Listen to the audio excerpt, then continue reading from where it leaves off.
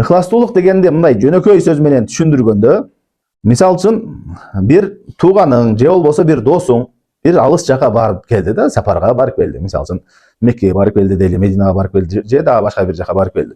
Ал келгенден кийин сага бир белек алып келген болсо, ушуну атайын сен үчүн ошо жакта эстеп алып келдим десе, ошол белек баалуу болот.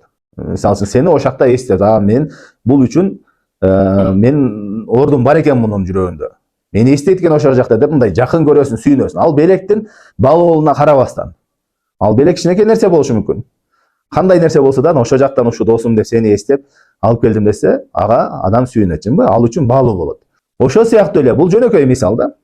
Амалдарыбыз да ошондой бааланат. Калыс Аллах Таала үчүн кылынган амалдар бааланат. Мисалы үчүн Аллах Таала бизди жаратты, рызкы берди, туура жолго баштады, хидаятка баштады, көптөгөн жакшылыктарын кылды. Эми Аллах Тааланын алдына барганда биз ошо калыс Аллах үчүн ыхластуу болуп, риядан алыс болуп, сак болуп, кайсы амалыбыз бар, ошол амалыбыз бизге пайда берет. Ошол амалыбыз аз болсо дагы таразыда оор болот.